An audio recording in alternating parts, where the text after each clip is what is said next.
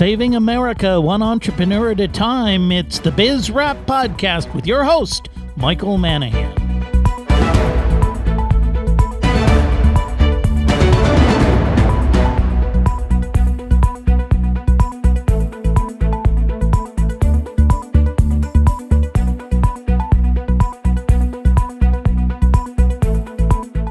The show that celebrates small business and entrepreneurs. It's Biz Rap Radio with your host, small businessman, educator, and author, Michael Manahan.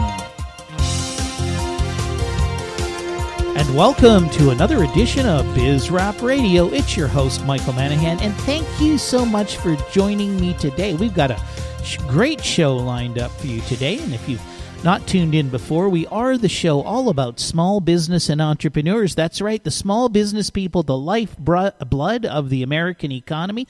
It's small business people and entrepreneurs that provide most of the jobs in this country. Most of us work for small businesses. As we move out of the recession, most new jobs are created by small businesses. In fact, if you look at the Wall Street Journal, the thing you see often happening is those big businesses laying off people like crazy. You know, the guy up in the boardroom making $20, $30 million a year, he screws up. Do you think he quits and says, let somebody else take over? No, he says, get rid of like 10,000 people out of this company so we can make more money and I can get a bigger bonus. And then you know what happens when those big companies start to struggle? Who comes along to help them? Those guys in Washington do. Bailouts for the fat cats on Wall Street and the bunglers over at General Motors. But you small business people, who's bailing you out? Who's looking out for you? Well, pretty much nobody, but I can tell you, here at Biz Rap Radio, we're looking out for you. We want you to prosper. We want you to make money. You know what happens? It's real simple. Small business people make money. They take care of their families, they take care of their employees. If they make a little bit more money, they take care of their friends. And so many small business people I know are also out there taking care of their local communities. They're doing good in their communities, and they're not doing it for publicity like a lot of those big companies do. They'll have support some charitable event, but really what it's about is trying to make themselves look good.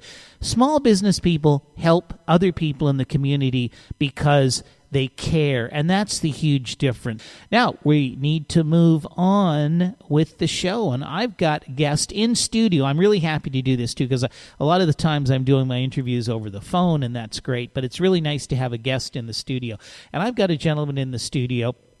He's an entrepreneur. There's no question about it. Even though his business is right now, at least, it's a non-profit business, yet he's an entrepreneur in every sense of the word. He's got an amazing story about how he got in and why he's an entrepreneur.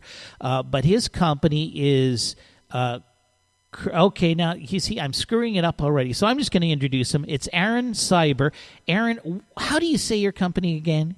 It's Cree-edibles. It's Cree-edibles, and you are a producer of premium cannabis edibles. These are like things with weed in them that you can eat, right? That's correct. Okay, so I met you a few weeks ago, and I loved your story. So I'm just going to set the stage here that you had a compelling reason why you got into this story. So can you tell us, here on the air, how did you get into this business? Well, I actually started using medical cannabis 8 or 9 years ago. I got my medical card. I had sports injuries, my knees, arthritis. I've always been kind of a non-sleeper, just working all the time. And so I used cannabis as a way to alleviate some of that pain. And when I didn't get a lot of sleep, I took it and I slept through the night. So that's really kind of where I started with it. And as a young person, I'm in my 50s, and of course, recreationally, I used it as a young person, and so I was familiar with it. And I ended up getting cancer last year. And, wow, that's not good news. No, that's not good news. It was unfortunate. I think I was probably at the healthiest point in my life in 30 years, and it was a shocker. It was a shocker. So after I was diagnosed, I was told that I needed immediately. I was stage 4 throat and neck cancer, and when you're told that, your world kind of comes to a standstill, and just everything changes. the norm is not the norm anymore. It's a new norm. Mm-hmm. And so I had helped a couple of friends out previously that had cancer with their chemo, and they did cannabis to help alleviate the nausea and the pain and the anxiety. And, I was kind of like everybody else. I was just kind of standing on the outside thinking they're telling me that it's working for them, but I had no idea really how it was working. And then when I started consuming it for the same reasons, I realized it's a huge help. Mm-hmm. Mm-hmm. And so I just went a step further, and I found that when I joined the support group, there was a conversation about it, and people were just talking about it with this stigma attached to it, and it really wasn't kind of an open conversation, and I realized that I could make a difference, or would at least wanted to make a difference. And so I started Creedibles. I started making the edibles that I was eating, and I took the flowers that I had been smoking, and as most people know, a flower is a bud, and so I take that to a third-party lab. I test that. I make the can of cocoa butter. That is what we call it. And I test that. I make the edible. I test that. So we know the consistency throughout the product. And the dosing I based on what I used. Mm-hmm. And in 6 months, from July 3rd that I was diagnosed with stage 4 cancer, January 5th, I was told I was in complete remission. Wow, that's good news. Yeah. That's great news. Congratulations. Thank you. Do you think the cannabis products had anything to do with that? It's funny you ask that, because this last appointment, I have to go every month and get my checkups in. This is my second appointment, and the doctor said, Mr. Ceber, we're just really surprised. That I don't understand. This melted away in 6 months. It's really kind of strange. And he goes, must have been the chemo and the radiation. And I looked at him and I said, well, yeah, it was probably the cannabis too. And he just kind of looked at me with a perplexed look. But again, this whole thing of, people just don't realize, and I don't know what it was. And I'm not, saying that it's what healed me, Mm-hmm. but all I know is what I did Mm-hmm. and the result from it. Right. And people have to take away their own conclusions from those kinds Sure. of things. So, But there's no question that, and we've known this for a long time, that I don't know about its healing properties, but cannabis has it really does help with things like nausea that people get from taking the chemotherapy and the radiation therapy. It helps with people's appetites, because often they lose their appetites. It helps with pain management. So that this is not anything new. We've known for a long time that cannabis has some significant beneficial if you will, effects on people who have severe illnesses. So, and you used it when you had a severe illness, and it helped you. So it just makes common sense. And I guess what you've done now is given your kind of the situation you went through and the benefit it had to you, you've said, okay, now look I'm going to make these products available in a quality fashion, in something that people can perhaps consume the cannabis without having to smoke it per se, and they know that they're getting a quality product that's gone through, that it's pure, it's fresh, and it's safe to use. So, and that's really what you're doing now, right? Yes, it is. And that's kind of the whole premise behind it, is that there's so many people out there that are in that industry, and everything that's going on in Colorado and Washington, and a lot of people there are setting the stage for how things should be done. And I totally believe in regulating and keeping kind of the crazy characters out of the industry. And so we're kind of, leading the way in that with everything that we do, testing everything. And we don't have to do that, but we do it because we want to know that we're putting out a good quality product, and, just kind of keep everything on a positive note. Well, that's great. I want to talk a little bit more about, in our next segment, because we're coming up on commercial break, I want to talk a little bit more about what you're doing and your plans for Creedibles. And I also want to talk a little bit about just the stigma in general about cannabis, and also what's happening in some of the other states. And then finally, I'd like to kind of tie it all into what I'm really interested in, which is entrepreneurship and small business people, and how there's opportunities for small business people in this emerging market, I guess you could call it, of cannabis products, and as it becomes legal increasingly throughout the United States. I'm speaking with Aaron Ceber. His company is Creedibles. They produce edible cannabis products, and I'm, of course, your host, Mike Manahan. This is Biz Rap Radio, and we are going to be back with Aaron and more right after these messages.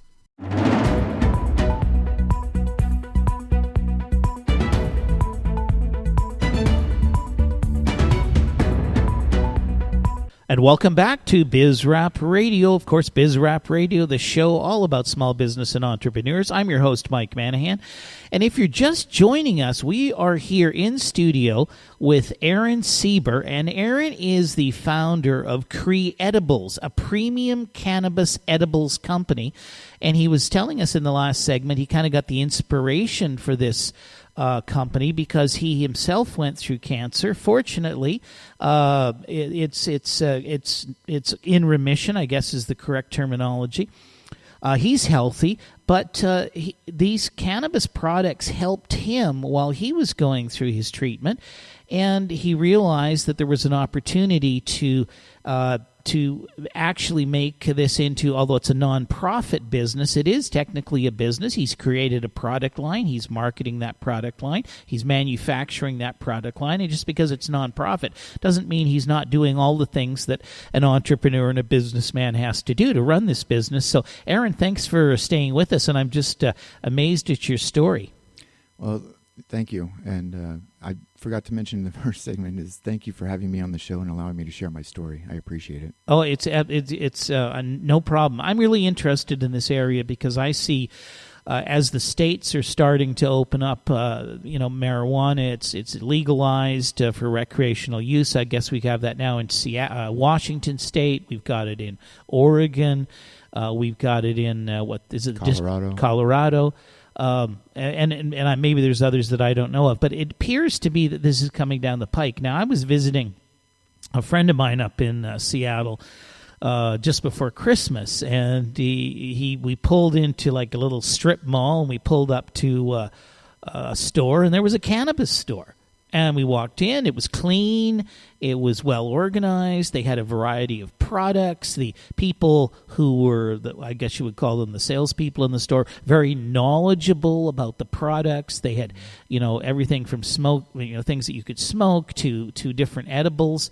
And it just seemed to me, why on earth have we gone through this, I don't know what it is, 50, 60, 70-year war on drugs? We've wasted billions of money.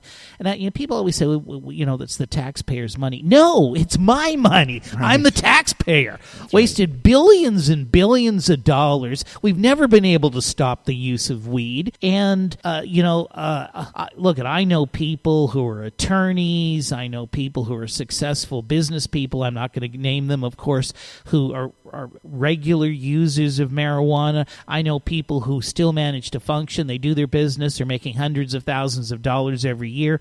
They're marijuana users. I just don't get this whole thing. I mean, didn't we learn that in the Prohibition? Didn't we try and ban booze? And how did that turn out? Right. The only thing we got out of the Prohibition was the Kennedys.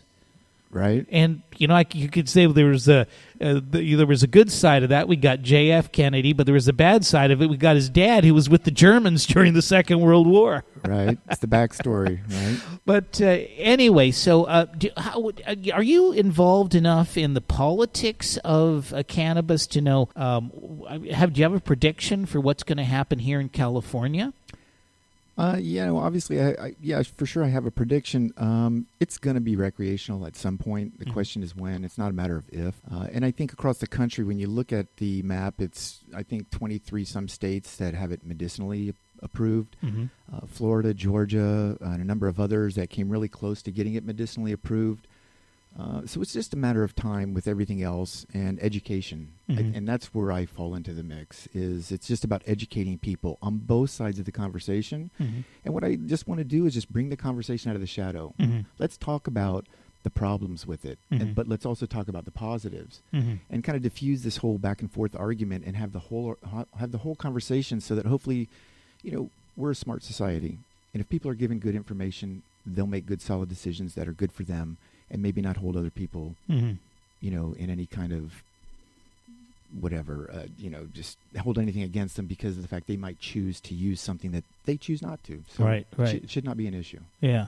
Well, it certainly shouldn't be, but, it just seems to me that I don't like to get too deeply into politics, but it affects small business people so much, because as a small business person, you are being told to do so much by the government, whether it's the state government, the city government, it's the federal government. There's a plethora of rules and regulations of every sort. They load on more and more every single day.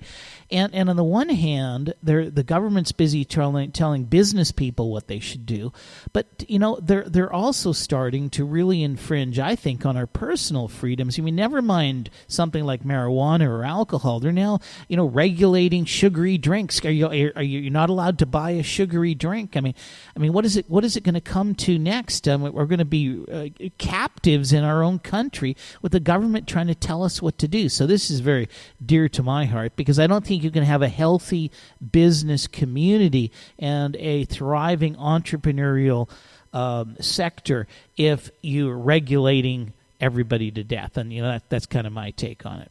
Yeah. There's something else that I want you to talk about, because I really found this interesting. You've got a personal story. You and I have something in common. We've got something in common, and there's something about us that's very, very different. Both of us were in New York on 9/11, and I spent the week not being able to get out of town and not being able to communicate with anybody on the phone, sitting in an Irish pub drinking beer. You spent the week basically volunteering down at the World Trade Center site. So tell us that story.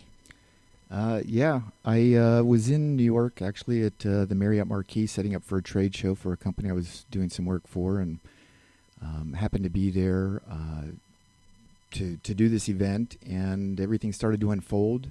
At the time I was married, I got a call. We were in the cafe having breakfast, and my wife had called me and said, "Hey, what's up with the plane that crashed into the building?" And my partner sitting next to me, his wife called him and said the same thing. We just looked at each other like, what are they talking about? And by the time we got to the Marquis to set up, the Pentagon had gotten hit.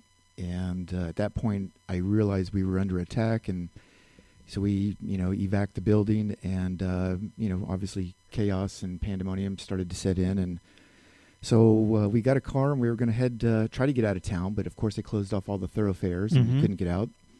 And one of the guys in the car was freaking out, just, thinking he was going to die. And so I just got out of the car. Told my boss at the time, I said, I can't do this. Mm-hmm. And I just got out of the car, and I walked 100 blocks to my friend's place. I told him that's where we should go, because he would know where we should do, what we should do, where we should go. They didn't want to do that. That was a choice. So then I went down to 14th Street to the Salvation Army, and just to see, what I could do to help out. And there were just truckloads. It was an amazing sight. And anyone that's been to New York understands that there are just a gajillion people there. And, if a siren's coming down the road, it's not a parting of the seas. And on this particular day, and for a time thereafter, it was. So I went down there and just helped out, and the captain of the Salvation Army picked me out and just said, "Hey, we need some help down in Ground Zero. Would you come down and help us?" And of course, you're under all adrenaline and everything. And I went down, and I ended up staying almost 4 days straight, helping triage and a number of other things, and it was very surreal. And it was an eye-opening experience. Kind of changed my life at the time. And little did I know 12 years later it was going to change my life in the biggest way, put me in the biggest fight of my life. Right. So you think probably that ingesting all of that dust from all of the chemicals from the fires and the asbestos and the building materials and everything else that was down there probably contributed to you getting cancer. Well, it's interesting. So there was a fund that was set up in 2008 for volunteers and first responders, and when I got back in October to L.A., I went to the doctor because I had a chronic cough, and I said, I just got back from New York and the World Trade Center, and could this cough be a result of that? And he's like, no, don't even worry about it. And months after, I got bronchitis. The cough stayed with me for over a year. I never had bronchitis. I never had this. And over the years, it was constantly told, don't worry, it's not related. 12 years later, I get cancer, and I was actually at that time seeing this other person, and they said, hey, have you checked out, anything with the World Trade Center, if it was related? And I said, I've been told, not to worry about that. It wasn't an effect. They came up with a website, and I went and looked at it, and come to find out, I was a poster child for the conditions. And you know, I don't know, who would have thought? I just always kind of thought that there was something because, I don't know, when you cough like that, just Right, really right. bad. And I Well, don't know. Aaron, in my books, you are a true hero, a true American hero. We're on with Aaron Ceber, Cree Edible Premium Cannabis Products. We're going to be back with Aaron right after these commercial messages.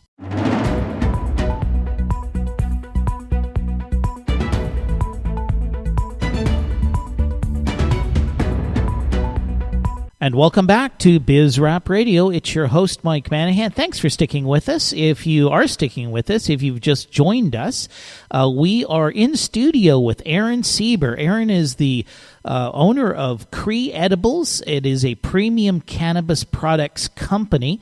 Aaron's got quite the story. He was talking to us about the fact that he ended up getting cancer after he had volunteered at the World Trade Center at 9/11, went down there and helped out because he was in New York on a conference. And as a result of getting cancer and using cannabis products, he created Cree Edibles. And Aaron, thanks for joining us in the studio. All right, thanks. Now, some people out there listening may be thinking, well, how could they get a hold of you if they want more information about your company or are interested in your products? Because I'm sure we've got a lot of people out there who are interested in using medical marijuana or may already be using it and are looking for a source of good quality products. How can they get a hold of you? We've got a website that we've launched, which is www.creedibles. It's CRE-edibles with an S.org. Okay, fantastic. So if you're interested in medical marijuana, definitely go to creedibles.org and check it out. And you can probably send Aaron an email or contact him there if you want more information. And by the way, I actually saw the products, and they look very, very high quality. They're packaged well. I mean, they look like a professionally done consumer product that you would find if you went into a Trader Joe's store or something like that. So you've done a good job on that. But let's talk a little bit about the business of itself. You Do you grow the marijuana yourself, and then do you process it yourself? So what do you do, and what do you outsource, if anything, and how does the whole business work? Well, what I would say is that, number one, having a nonprofit is a requirement to be legal in the state of California and have a business set up. And with that, I do have a license, if you will, to farm and to do a dispensary, and we don't sell marijuana. So let me just be clear about that. We take donations, and you have to be a member of our collective in order for us to do business with you. Mm-hmm. So everything that we do is by the law. We're certainly not, again, the dark side of the conversation is a street side drug dealer or anything like that. So we're totally not in that realm of things. But yeah, we're taking it from soup to nuts. We are partnered with folks that have been growing it, and there's the strain. It's called Syrup OG, and like your Aunt Jemima syrup. Mm-hmm. And we've won an award last year at Kush Cup in San Bernardino. Mm. We got Best in Class Indica. Great. And yeah, so we get a lot of compliments on it, and so we use that product only in our edibles. Mm-hmm. And the fact that we test that, and that we have control of everything, which is another reason that we take that precaution, is that we know everything that goes into our product. And a lot of people out there that are doing edibles, they're buying what they call trim, and they're making their butter, and anybody can do that, and you can certainly make this at home. But just be careful with that, because if you don't know what's in it, you don't know what's in it. Mm-hmm, mm-hmm. And you don't know, again, you could be putting a carcinogen into your body, because some people don't take the care and time to take care or put whatever they might put on their plants, and maybe not flush them out properly or whatever. But mm-hmm. Yeah, so we're taking it to that point, and I make the butter myself, mm-hmm. and I do the edibles, and we just hired a pastry chef, mm-hmm. and so everything that we're doing is what we call top shelf. And that's great. And then now, so what are your plans for the future? Do you see this growing as a business? Absolutely. So take a look at Colorado or any of the other states. They cannot keep product in enough. And we have problems just keeping enough of ours. But the idea is to promote. We deal a lot with, I do workshops and educational seminars for nonprofits to get out and speak about, the benefits and whatever of the product. But then to also open up cafes, and we give back to community. We are actually taking our containers. We put them in a really nice Tupperware container. Our mantra is always fresh, so our product has an extremely long shelf life. And then we recycle those containers. You can send them back to us. We will pay for the shipping. We then give you a rebate or a discount on your next purchase.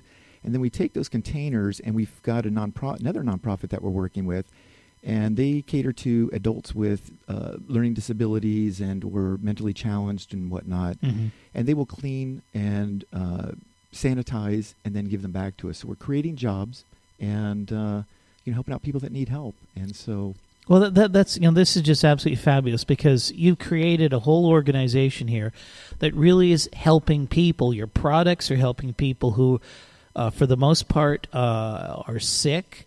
Then the way your recycling system works, you're helping handicapped people or disabled people, what have you.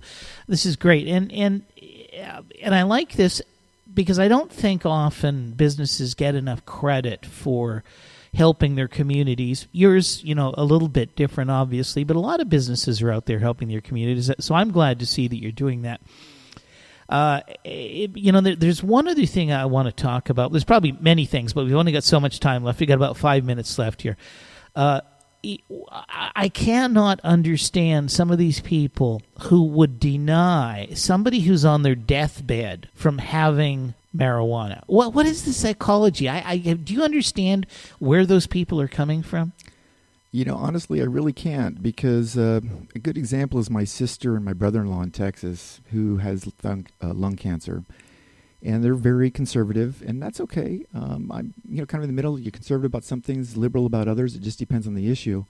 But I think that it's a shame that you have to literally be on your deathbed or scared to death to have the conversation and to know something that could potentially help you. So it's all this narrow-minded, closed-minded people that and it's, into the whole politics and everything, and it's, they rail against things. But then again, a lot of these people are the ones doing it, even recreationally.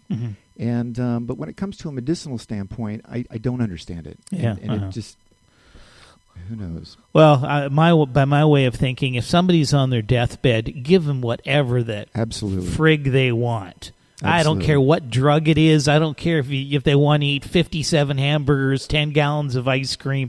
You just give them whatever they want. That's my thinking. It's funny. We'll go bend over backwards, because when somebody's on the ready to be executed, we'll give them the last meal, right? We'll cook them a nice fancy dinner. Right. Yeah, but we won't give somebody who's on their deathbed a couple of joints so they can go out with dignity. And this is just ridiculous. Sometimes. Let's not get into that. But now look you've got expansion plans. You want to grow what you're doing now, and of course, even though you're a nonprofit, it still takes capital. Nonprofits don't work on no capital. Just like a for-profit business, nonprofits need to have money to do what they're doing.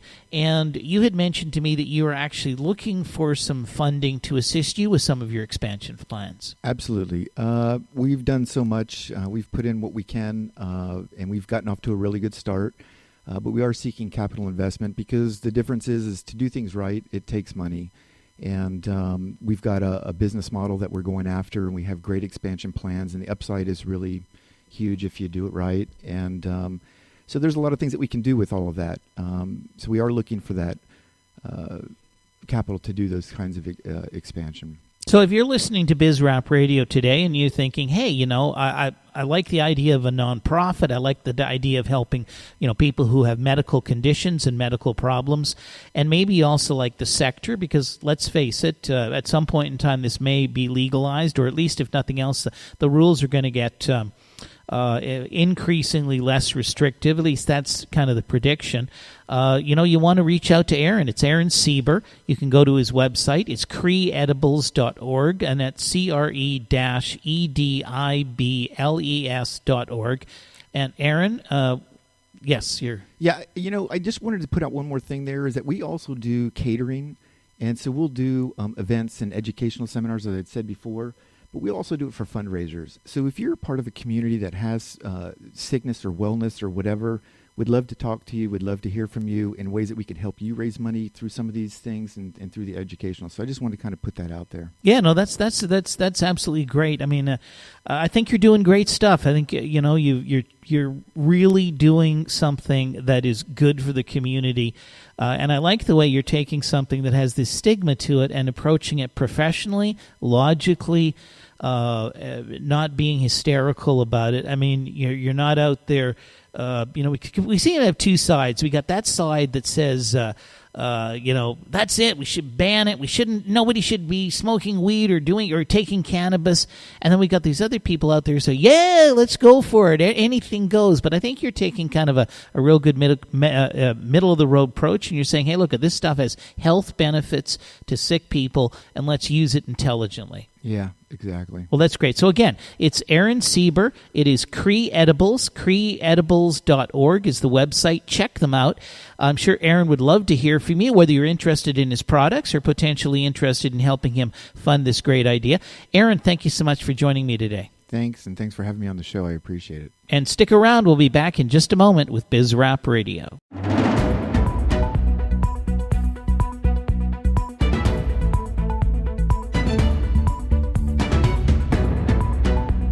And welcome back to BizRap Radio, the show all about entrepreneurs and small business. And if you're just joining us, you missed a great segment with Aaron Ceber. Aaron is the guy in charge of Cree Edibles. Cree Edibles is a company that makes edible marijuana products. Yes, cookies and brownies. And Aaron was telling us his story about having cancer after being in New York on 9/11 and how using marijuana products actually got him through that nasty stage 4 cancer. He's in remission. He's healthy.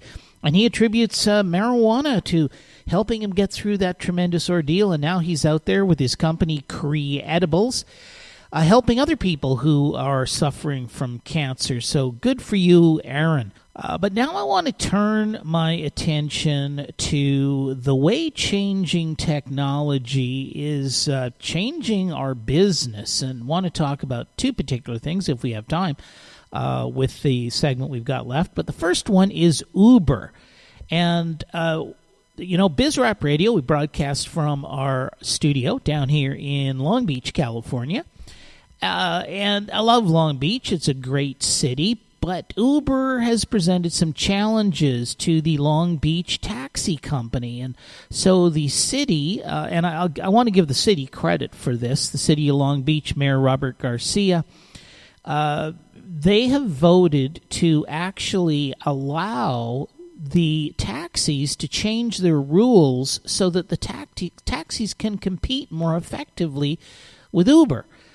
Now, this is complete news to me. I didn't realize that these taxis operated under such onerous rules and regulations. It's just incredible to me that no wonder the taxis are squawking. But this isn't about Uber. This is about the fact that the government is overregulating the taxi business. Do you know that up until now in the city of Long Beach, it's not only illegal for the taxi driver to charge more than what the meter shows, it's actually illegal for the taxi driver to charge less than what the meter's showing. So let's say it's one of those days where business is really slow, there's nothing doing, the taxi's sitting on the side of the street out front of the, Renaissance Hotel over here in downtown Long Beach. There's no customers, there's no conventions in town, there's no festivals in town.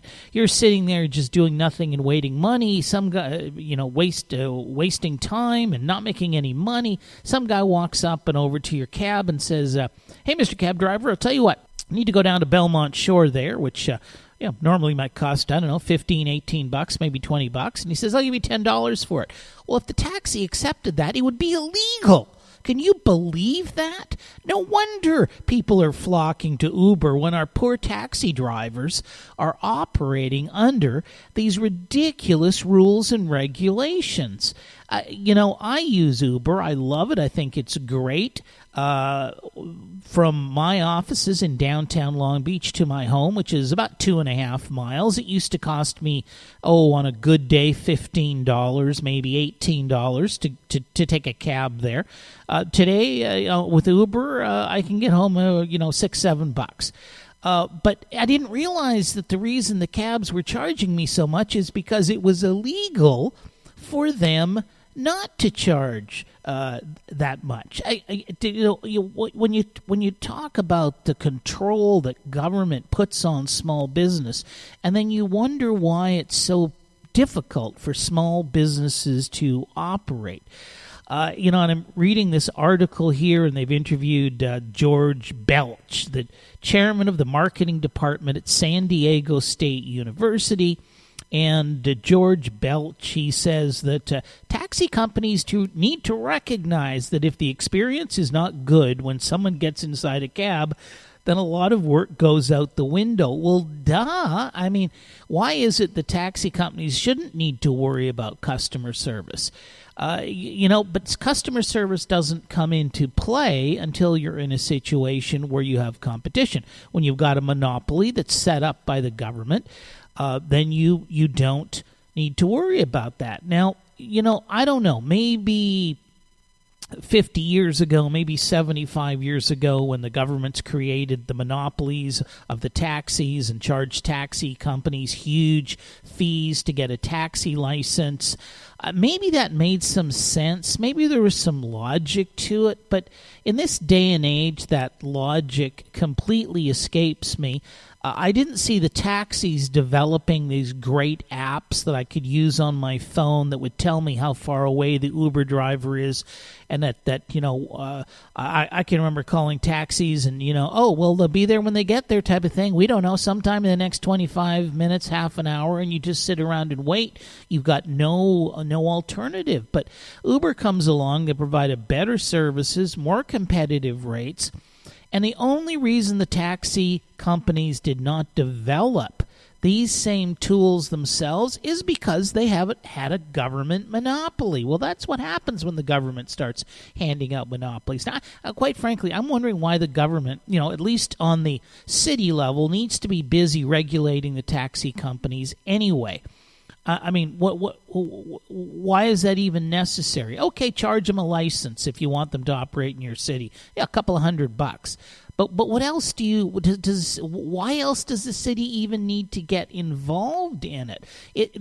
I can tell you the only reason is because, and I'm positive this is what happened. When these monopolies were established, the head of the taxi company said to the head of the city government, whether it's the mayor or somebody else in city government, I'll tell you what, you charge us a bunch of exorbitant fees to keep out the competition. You give us a monopoly, and we're going to kick back a whole bunch of moolah back to you, back to the city coffers, maybe to your political campaign, because there is absolutely no logical reason why a city, as is the case here in Long Beach, should actually provide basically what amounts to a monopoly to a automobile transportation company.